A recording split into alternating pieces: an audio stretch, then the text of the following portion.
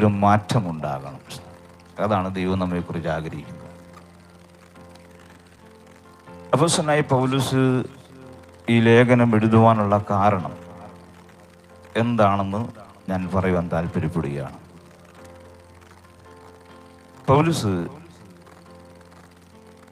കർത്താവിനെ പ്രസംഗിച്ചതിൻ്റെ അനന്തരഫലമായി താൻ കാരാഗൃഹത്തിൽ ആയിരുന്നു. കാരാഗൃഹത്തിൽ കിടന്നുകൊണ്ട് അദ്ദേഹം 4 ലേഖനങ്ങൾ എഴുതി. അതിൽ രണ്ടാമത്തെ ലേഖനമാണ് കൊലോസ്യ ലേഖനം. കൊലോസ്യ ലേഖനം എഴുതുവാനുള്ള കാരണം കൊലോസ്യയിലെ ദൈവസഭ സ്ഥാപിച്ചത് പൗലോസല്ല. ആ സഭയിലെ തന്നെ ഒരു സഹോദരനാകുന്ന എപ്പഫ്രാസാണ് ഈ സഭ സ്ഥാപിച്ചത്. അദ്ദേഹം ഈ സഭ സ്ഥാപിച്ച ശേഷം ആ സഭയ്ക്കകത്തേക്ക് പ്രവേശിക്കപ്പെട്ട ചില ദുരുപദേശങ്ങളെ കുറിച്ചുള്ള വാർത്ത തന്നെ വിശ്വാസത്തിലേക്ക് നയിച്ച, താൻ രക്ഷിക്കപ്പെടുവാൻ കാരണം ആയിത്തീർന്ന ദൈവദാസനായ പൗലോസിനെ വിവരമറിയിക്കുകയാണ്. പുരാതന ഫ്രുഗയിലെ, അതായത് ഇന്നത്തെ തുർക്കിയിലെ ലൈക്കസ് താഴ്വരയിലുള്ള 3 സ്ഥലങ്ങളാണ് കൊലോസ്യ, ലവോദിക്യ, ഹിയരപ്പൊലി. അപ്പോസ്തലനായ പൗലോസ് എഫെസോസിൽ 2 വർഷക്കാലം തുറന്നോസിന്റെ പാഠശാലയിൽ ദൈവവചനം പഠിപ്പിച്ചു. ആ പഠന സമയത്ത് കൊലോസിൽ നിന്ന് ഏഷ്യയിൽ മുഴുവൻ സുവിശേഷം അറിയുവാനിടയായി. 2 വർഷത്തെ ബൈബിൾ ക്ലാസ്സിൽ പല സ്ഥലങ്ങളിൽ നിന്ന് ആൾക്കാർ കടന്നു വന്നു. അങ്ങനെ കൊലോസിൽ നിന്ന് കടന്നു വന്ന ദൈവവചനം പഠിച്ച് രക്ഷിക്കപ്പെട്ട് തിരിച്ചുപോയ 2 സഹോദരന്മാർ, അതിൽ ഒരാളായിരുന്നു എപ്പഫ്രാസ്, രണ്ടാമത്തെ ആളായിരുന്നു ഫിലോമോൻ. ഇവർ 2 പേരും തിരിച്ചു പോയിട്ട് എഫെസോസിൽ നിന്ന് 160 കിലോമീറ്റർ ദൂരെയുള്ള കൊലോസിൽ ചെന്ന് ദൈവവചനം പ്രസംഗിച്ചു. കൊലോസിൽ നിന്ന് 19 കിലോമീറ്റർ ദൂരെയുള്ള ലവോദിക്കയിലും അവർ പ്രസംഗിച്ചു. ലവോദിക്കയിൽ നിന്ന് 10 കിലോമീറ്റർ അപ്പുറമുള്ള ഹിയരപ്പൊലി, ഈ 3 സ്ഥലങ്ങളിലും അവർ ദൈവവചനം പ്രസംഗിച്ചു. തൽഫലമായി അവിടെ സഭകൾ രൂപീകരിക്കപ്പെടുവാനിടയായി. ഇന്നും നമുക്കൊത്തിരി കൺവെൻഷനുകൾ നടക്കുന്നുണ്ട്, ആൾക്കാർ കടന്നു വരുന്നുണ്ട്, രക്ഷിക്കപ്പെടുന്നുണ്ട്. എന്നാൽ രക്ഷിക്കപ്പെട്ടവർ അവരുടേതാകുന്ന സ്ഥലങ്ങളിൽ എത്രത്തോളം കർത്താവിന് പ്രയോജനപ്പെടുന്നുണ്ട്? വളരെ ആത്മഭാരത്തോടുകൂടെ അവരുടെ ഗ്രാമങ്ങളിൽ അവർ കർത്താവിനെ ഉയർത്തുകയും ദൈവവചനം പ്രസംഗിക്കുകയും ചെയ്തതിൻ്റെ അനന്തരഫലമായി ആ സ്ഥലങ്ങളിലെല്ലാം സഭകൾ ഉണ്ടാകുവാനിടയായി തീർന്നു. ആ സഭകൾ ഉണ്ടായ ശേഷം വളരെ സന്തോഷത്തോടുകൂടെ പൗലോസ് പഠിപ്പിച്ച സത്യങ്ങൾ ഈ ദൈവമക്കളെ പഠിപ്പിച്ചു കൊണ്ടിരിക്കുന്ന സമയത്താണ് ആ സഭയ്ക്കകത്തേക്ക് ദുരുപദേശകന്മാർ കയറുവാനിടയായി തീർന്നത്. പ്രധാനപ്പെട്ട 3 തരത്തിലുള്ളതാകുന്ന ആൾക്കാർ അവിടെ കയറി വന്നു. അതിലൊന്ന് നോസ്റ്റിസിസം എന്ന് പറയുന്ന ഒരു ഉപദേശക്കാർ, ജ്ഞാനവാദികൾ എന്നാണ് അവരെ കുറിച്ച് അറിയുന്നത്. 2 ജുഡായിസം എന്ന് പറയപ്പെടുന്ന ഒരു ഗ്രൂപ്പുകാർ. 3 സന്യാസി സമൂഹം എന്ന് പറയുന്നൊരു ഗ്രൂപ്പുകാർ. ഈ 3 ഗ്രൂപ്പിൽപ്പെട്ട ആൾക്കാർ ദൈവസഭയിൽ പ്രവേശിച്ച് യേശുക്രിസ്തു ദൈവമല്ല എന്ന് സ്ഥാപിക്കുകയും യേശുക്രിസ്തു ദൈവത്തിൻ്റെ ഒരു സൃഷ്ടിയാണെന്ന് പറഞ്ഞ് ജനങ്ങളെ തെറ്റായ ഉപദേശത്തിലേക്ക് നയിച്ചപ്പോൾ വേദനയോടുകൂടെ ഈ വാർത്തയറിഞ്ഞ സഭയുടെ നടത്തിപ്പുകാരനാകുന്ന എപ്പഫ്രാസ് കൊലോസിൽ നിന്നും 1600 കിലോമീറ്റർ യാത്ര ചെയ്ത് റോമിൽ കാരാഗ്രഹത്തിൽ ചെന്ന് പൗലുസിനോട് കാര്യങ്ങൾ സംസാരിച്ചു. ഈ കാര്യങ്ങളൊക്കെ മനസ്സിലാക്കിയ ശേഷം പൗലുസ് തിരിച്ച് ഈ സഭയ്ക്ക് വേണ്ടി ഈ കത്ത് എഴുതുകയാണ്. ഈ കത്ത് എഴുതിയിട്ട് തന്നെ കാണാൻ വന്ന എപ്പഫ്രാസും ആ സമയത്ത് അധികാരികൾ അദ്ദേഹത്തെ പിടിച്ച് ജയിലിലാക്കി. അപ്പോൾ തൻ്റെ കൂടെ ജയിലിൽ കിടക്കുന്ന എപ്പഫ്രാസ് സഭയുടെ വിവരങ്ങളൊക്കെ അറിഞ്ഞിട്ട് അവർക്ക് വേണ്ടി കത്ത് എഴുതിയിട്ട് തിഹിക്കോസ് എന്ന് പറയുന്ന ഒരു സഹോദരൻ്റെ കയ്യിലേക്ക് ഈ കത്ത് കൊടുത്തു. ആ കത്ത് അദ്ദേഹം സഭയിൽ വായിക്കുകയാണ്. ആ കത്ത് വായിക്കപ്പെടുമ്പോൾ അവർ ഓർമ്മിപ്പിക്കുന്ന അതിപ്രധാനപ്പെട്ട കാര്യങ്ങൾ നമുക്കവിടെ കാണുവാൻ കഴിയുന്നു.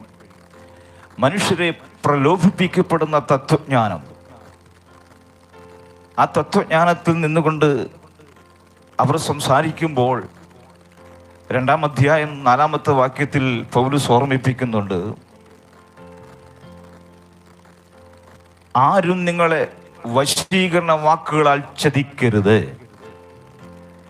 ദൈവവചനത്തിന് വിരോധമായി, ദൈവിക ശുശ്രൂഷയ്ക്ക് വിരോധമായി ഈ തരത്തിലുള്ളതാകുന്ന ഉപദേശങ്ങളുമായി ആൾക്കാർ വരുമ്പോൾ അവരുടെ വാക്ക് കേട്ടുകൊണ്ട് അവരുടെ വശീകരണത്തിൽ നിങ്ങൾ വീഴരുത്.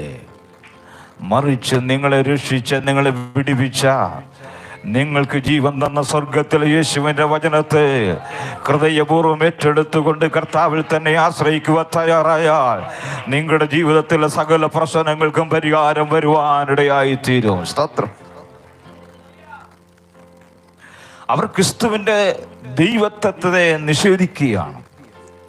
ഇന്ന് നമുക്കറിയാം ഈ തരത്തിലുള്ള ഉപദേശങ്ങളുണ്ട്. യേശു ക്രിസ്തുവിനെ ദൈവമായി അംഗീകരിക്കപ്പെടാതെ യേശു ഒരു പ്രവാചകനായി സ്ഥാപിച്ചുകൊണ്ട് പലതരത്തിലുള്ള ഉപദേശങ്ങൾ ഇന്നും ദൈവസഭകളിൽ ഇത്തരത്തിലുള്ള വ്യക്തികൾ കടന്നു വന്ന് സംസാരിക്കാറുണ്ട്. എന്നാൽ അതിൻ്റെ നടുവിൽ കർത്താവിൻ്റെ മുഖത്തേക്ക് നോക്കി പ്രാർത്ഥിച്ച ഭക്തന് വേണ്ടി അത്ഭുതം ചെയ്തവനായ കർത്താവ് ഇന്ന് പൽക്കളം ദൈവവചന ഉപദേശത്തിൽ നിൽക്കുവാൻ തയ്യാറായാൽ, ആഴമേറിയ സമർപ്പണത്തോടെ കർത്താവിന്റെ നാമത്തിനോട് നിൽക്കുവാൻ തയ്യാറായാൽ, നാം വൈകിയെന്ന് തോന്നിയാലോ വരേണ്ടവൻ നിന്റെ വീടിന്റെ വാതിക്കൽ വരുവാനിടയായി തീരും. സ്വത്ര എത്ര പേര് ഇന്ന് പൽക്കാലം വിശ്വസിക്കുന്നു? ഒരുപക്ഷെ എനിക്കും നിനക്കും തോന്നിയേക്കാൾ സമയങ്ങൾ വൈകിപ്പോയെന്ന്. എന്നാൽ ഹല്ലേലൂയ, അതേ മാർത്തയുടെ ഭവനത്തിലിരുന്ന് ദൈവത്തിന്റെ വചനം പഠിക്കപ്പെട്ട, അവന്റെ കാൽച്ചുവട്ടിലിരുന്ന് തിരുവചനം അഭ്യസിക്കപ്പെട്ട മറിയയുടെ ഉള്ളിൽ ഒരു ഉറപ്പുണ്ടായിരുന്നു, വരേണ്ടവൻ വന്നു കഴിഞ്ഞാൽ എന്റെ പ്രശ്നത്തിന് പരിഹാരം വരുത്ത്. ഇന്ന് വൽക്കാലം അവിടെയും ഇവിടെയും നിന്നുകൊണ്ട് പലതരത്തിലുള്ള വാക്കുകളുമായി വ്യക്തികൾ എഴുന്നേൽക്കപ്പെടുമ്പോൾ അതിനെയല്ല ശ്രദ്ധിക്കണത്. മറിച്ച് യേശു എന്താണോ നിന്നോട് പറയുന്നത്, യേശുവിന്റെ വചനത്തിന് പ്രാധാന്യം കൊടുത്തുകൊണ്ട് യേശുവിന്റെ ആലോചനയ്ക്കും പ്രാധാന്യം കൊടുക്കുവാൻ തയ്യാറായ, നാറ്റം വമിക്കപ്പെട്ട വിഷയത്തിന് മറുപടി തരുക ഇന്ന് വൽക്കാലം സ്വർഗത്തിലെ ദൈവത്തിന് കഴിയുമെന്ന് പൂർണ്ണമായി വിശ്വസിച്ചുകൊണ്ട് തന്നെ നമുക്ക് ഇന്ന് വൽക്കാൻ ദൈവത്തെ ആരാധിപ്പാനിടയാകട്ടെ. ഹല്ലേലൂയ. യഹൂദന്മാർ പലതും പറഞ്ഞുകൊണ്ട് വാക്കുകൾ പറഞ്ഞ് നാറ്റിക്കപ്പെടുമ്പോൾ ഇത്രയും നാൾ യേശുവിന്റെ പുറകെ പോയിട്ട് എന്ത് നേടി? ഒരു മാറ്റം സംഭവിച്ചു. അന്നേ ഞങ്ങൾ പറഞ്ഞാണ് നസ്രേന്റെ പുറകെ പോകരുത്, നിങ്ങളുടെ ജീവിതത്തിൽ ഒരു മാറ്റം സംഭവിക്കത്തില്ലെന്ന് പറഞ്ഞുകൊണ്ട് ചുറ്റുമുള്ള യഹൂദന്മാർ കൂടിയിരിക്കപ്പെടുമ്പോൾ അതിൻ്റെ നടുവിലും ദൈവത്തിൽ ആശ്രയിച്ച സഹോദരിമാർക്ക് ഉറപ്പുണ്ടായിരുന്നു, വരേണ്ടവൻ വന്നു കഴിഞ്ഞാൽ ചീഞ്ഞളിയപ്പെട്ട സാഹചര്യങ്ങൾക്ക് മാറ്റം വരുത്ത്. ഈ വാസ പ്രാർത്ഥനയിൽ പങ്കെടുക്കുന്ന ദൈവമക്കളെ, അല്പം വൈകിയെന്ന് തോന്നിയാൽ സ്വർഗത്തിലെ ദൈവത്തിനൊരു സമയമുണ്ട് കേട്ടോ. നീ വചനത്തിൽ ഉറച്ചു നിന്ന, വചനത്തിൽ ആശ്രയിക്കുവാൻ തയ്യാറായ, അസാധ്യമായ ചില കാര്യങ്ങളെ സാധ്യമാക്കിയിട്ട് എവിടെയാണോ ചില നഷ്ടപ്പെട്ടത്, എവിടെയാണോ ജീവൻ നിലച്ചുപോയ, എവിടെയാണോ നിർജീവമായ ആ നിർജീവമായ ചില പ്രശ്നങ്ങളുമേ ജീവൻ തരുവാൻ കഴുത്തുള്ളവനായ ദൈവം ഇന്ന് പകൽക്കാലം നമ്മോട് സംസാരിക്കുകയാണ്. ശരീരത്തിന്റെ അവയവങ്ങളെ നിർജീവമാക്കി ശ്വാസം നിലയ്ക്കപ്പെട്ട ചില വിഷയങ്ങളെ, ഒരിക്കലും തിരിച്ചു വരികയില്ലെന്ന് കരുതപ്പെട്ട ചില വിഷയങ്ങളെ മടക്കി തരുവാൻ കഴിയുന്നവനായ നസ്രയനായ ശ്രീ യേശുവിന്റെ വചന ഇന്ന് വൽക്കാലം ആധികാരമായി ഏറ്റെടുത്തുകൊണ്ട് ദുരുപദേശകന്മാർ കടന്നു വരുമ്പോ ഒരു വിപ്ലവത്തിന്റെ ശുശ്രൂഷകൾ വെളിപ്പെടുന്ന ഈ പ്രത്യേക കാലഘട്ടത്തെ വചനത്തിന് പ്രാധാന്യം കൊടുത്തുകൊണ്ട് വചനത്തിൽ ആദ്യം വിശ്വസിക്കുവാൻ തയ്യാറായ വചനം നിന്റെ ജീവിതത്തിലെ ക്രിയ ചെയ്യുവാനിടയായി തീരും. സത്യം. വാക്കുകൾ കൊണ്ടവരോട് വെല്ലുവിളിക്കപ്പെടുമ്പോൾ പൗലോസ് അവരെ വ്യക്തമായിട്ട് ഓർമ്മിപ്പിക്കുന്നു.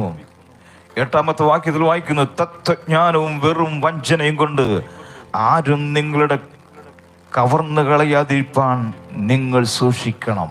സ്തോത്രം. ഓരോ ദൈവമക്കളുമാണ് സൂക്ഷിക്കേണ്ടത്. ദൈവത്തെ അറിഞ്ഞ ഓരോ ദൈവമക്കളും ഇത്തരത്തിലുള്ള ഉപദേശങ്ങളുമായി കടന്നു വരുമ്പോൾ നാം വളരെ ശ്രദ്ധയുള്ളവരായി തീരണം. സത്യം. ഇനി അതിൻ്റെ 16-ാമത്തെ വാക്യം നാം വായിക്കുമ്പോൾ, അതിന് മുമ്പ് ഒരു വാക്കുകൾ വായിക്കട്ടെ. 6-ാമത്തെ വാക്യത്തിൽ വായിക്കുന്നു, ആകയാൽ നിങ്ങൾ കർത്താവായ ക്രിസ്തു യേശുവിനെ കൈക്കൊണ്ടതുപോലെ അവന്റെ കൂട്ടായ്മയിൽ നടപ്പിൻ. യേശുവിനെ കൈക്കൊണ്ടിട്ട് നിങ്ങൾ നിങ്ങളുടെ ഇഷ്ടത്തിൽ നടക്കുകയല്ല ചെയ്യേണ്ട കൊലോസ്യ വിശ്വാസികളെ, മറിച്ച് അവന്റെ കൂട്ടായ്മയിൽ നിങ്ങൾ പങ്കെടുക്കണം.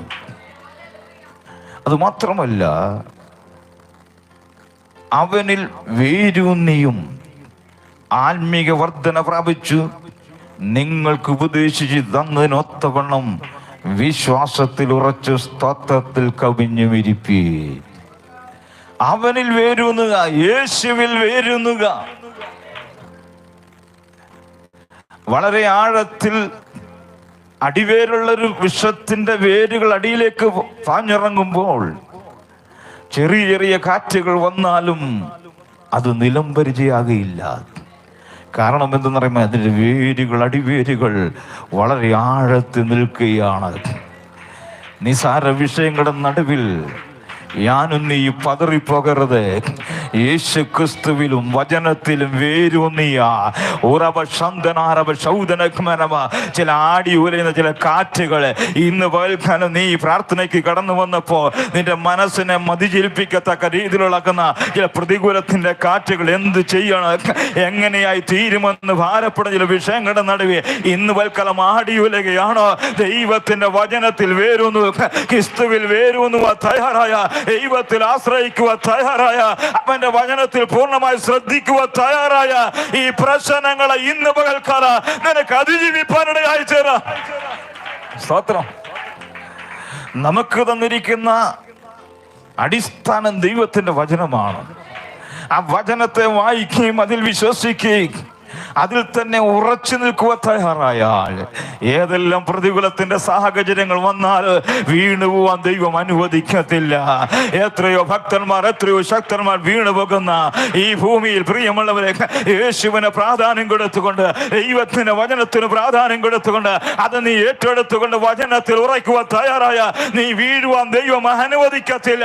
ഉപരി വിപ്ലവമായിരിക്കുന്ന ഉണർവിലല്ല നീ വിശ്വസിക്കണം, മറിച്ച് ദൈവത്തിന്റെ വചന നിനക്ക് ക്രിയ നടത്തിയ, നിനക്ക് രൂപാന്തരം വരുത്തിയ ദൈവത്തിന്റെ വചനത്തെ വേരൂന്നിയ ഇന്ന് വൽക്കാലം ദൈവം പറയാണ്, നിന്റെ ജീവിതത്തിൽ സാധ്യമായ ചില കാര്യങ്ങളെ ദൈവം സാധ്യമാക്കുവാനിടയായി തീരും. പലപ്പോഴും നമുക്ക് വേരൂന്നുവാൻ കഴിയുന്നുണ്ടോ? ദൈവവചനത്തിൽ നമുക്ക് ഉറയ്ക്കുവാൻ കഴിയുന്നുണ്ട്? പ്രശ്നങ്ങൾ വരുമ്പോൾ മനസ്സ് കിടന്ന് ആലിൽ വെപ്രാളപ്പെടുകയാണോ? എന്നാൽ ഇന്ന് വൽക്കാലം ദൈവത്തിന്റെ വചനത്തെ ഞാൻ ആരാധിക്കുന്ന ദൈവ, ഞാൻ സേവിക്കുന്ന ദൈവ, എന്റെ പ്രശ്നങ്ങൾക്ക് പരിഹാരം വരുത്തുവാൻ കഴിയുന്നവനാണ്. ഞാൻ അവനിലാണ് ആശ്രയിക്കുന്നത്, അവനല്ലാതെ മറ്റൊരു ദൈവമില്ല. ഇന്ന് വൽക്കാല മനസ്സ് ഭാരപ്പെട്ടിരിക്കുന്ന വാത്സല്യ മാതാവേ, സഹോദരി, ഇന്ന് വൽക്കാല സ്വർഗത്തിലെ ദൈവം പറയുന്നു, യേശുവിന്റെ വചനത്തിൽ വിശ്വസിക്കുക. ഒരു പക്ഷെ പല ദൈവങ്ങളുടെ മുമ്പാകെ നീ പോയിട്ടുണ്ടാകാം, പല പുണ്യവാളന്മാരുടെ മുമ്പാകെ പോയിട്ടുണ്ടാകാം. എന്നാൽ ഇന്ന് വൽക്കാല നിന്റെ ജീവിതത്തിൽ രൂപാന്തരം വരുത്തിയിട്ട് ദൈവത്തിലേക്ക് അടുത്ത് വന്ന് അവന്റെ വചനത്തിൽ ആശ്രയിക്കുവാൻ തയ്യാറായ നിന്റെ പ്രശ്നങ്ങളുടെ നടുവേ നിന്നെ വിടിവിക്കുന്ന നസ്രയനായ യേശു തമ്പുരാൻ ഇന്ന് ഇവിടെ വന്നിട്ടുണ്ട്. യേശുവിന്റെ അധികാരമുള്ള നാമത്തിൽ ജയമെടുക്കുക. ദൈവത്തിൽ വേരൊന്നുക, വചനത്തിൽ വിശ്വസിക്കുക, വിശ്വാസത്തിൽ ഉറച്ചു നിൽക്കുക. പ്രശ്നങ്ങളുടെ നടുവിൽ വിടുവിക്കുന്നൊരു ദൈവമുണ്ട്. ജോർജ് മുള്ളർ എന്ന് പറഞ്ഞൊരു ദിവാസനെ കുറിച്ച് നിങ്ങൾ കേട്ടിട്ടുണ്ടാവാം.